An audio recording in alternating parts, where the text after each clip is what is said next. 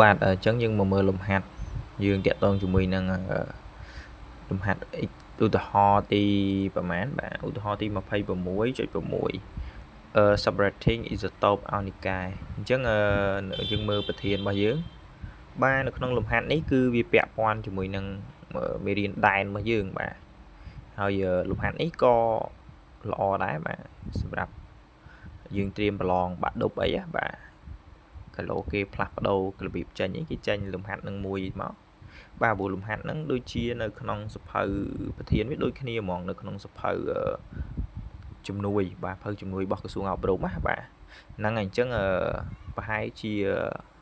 អ្នកនិពន្ធឬក៏អ្នកសម្របសម្រួលគាត់យកពីសភៅនឹងដែរម្នាក់នេះរៀបរៀងបន្តបាទនេះជាប្រធានដើមរបស់គេបាទអញ្ចឹងនេះគឺនេះជាឯកសារដើមរបស់គេមកអញ្ចឹងគេថានិកាយ58មានបន្ទុកបាទមានបន្ទុកបូកហើយមានម៉ាសប្រមាណមានម៉ាស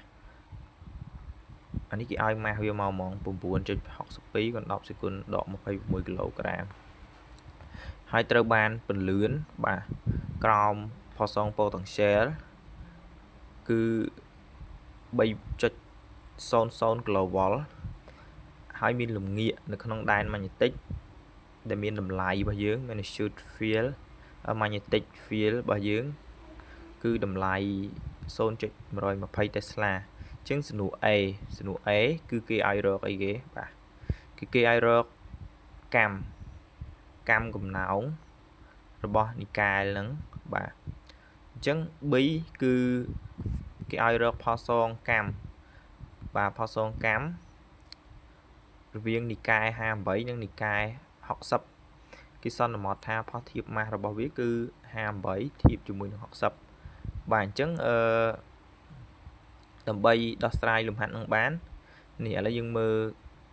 ចម្លើយដ៏ខ្លីរបស់គេបាទគេធ្វើប្រហែលជា3បន្ទាត់ចេញប៉ុន្តែនៅពេលយើងធ្វើយើងត្រូវការស្រាយអញ្ចឹងទី1គឺយើងត្រូវធ្វើម៉េចស្រាយឲ្យចេញអានេះ air របស់និកាយ58ហ្នឹងគឺយើងតាំងវាជា air 1ចុះបាទ air 1ពេលយើងធ្វើប៉ុន្តែនេះយើងតាំង air ពេលនេះគេតាំង air 1 air 2អញ្ចឹងនៅពេលហ្នឹងគឺយើងប្រើតាម air ស្មើ m v នៅលើតម្លៃដាច់ខាតគុយ 3បាទ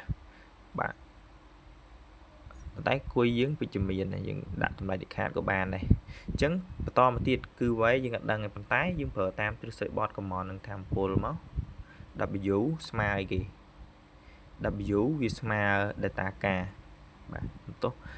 W វាស្មើ data k W គឺគុយ V data k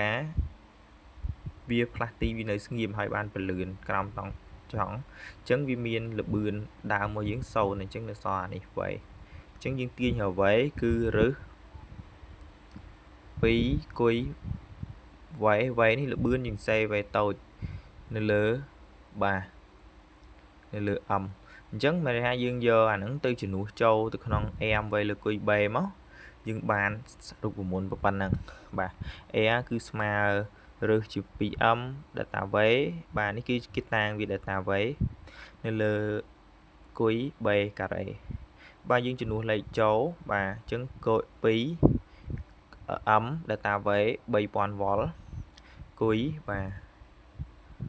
ហើយ b បាទលើកវាជាការ៉េហើយនៅពេលដែលយើងគណនាមកតម្លៃវាបាន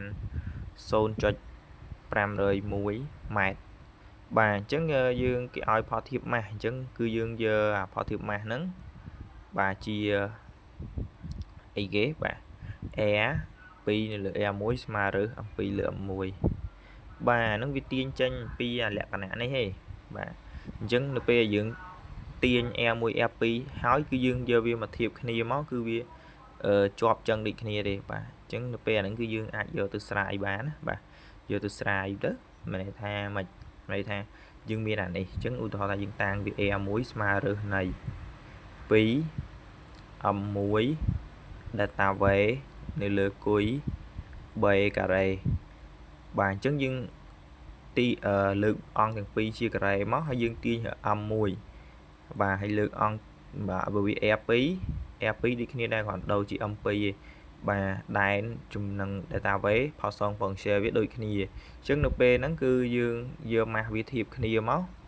bà giờ mà vi thiệp kia máu đầm lại giờ vía vi cho thử cho bơ hay thử cho bơ mình chấn dương đăng phao thiệp vía cứประมาณ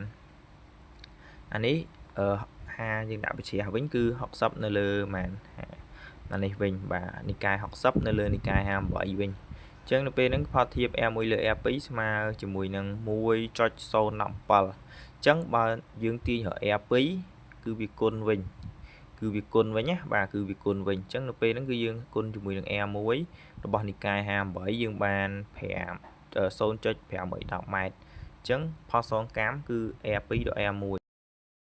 EP ដក R1 យើងបានដកមកឃើញប្រហាក់ជា9 មីលីម៉ែត្រ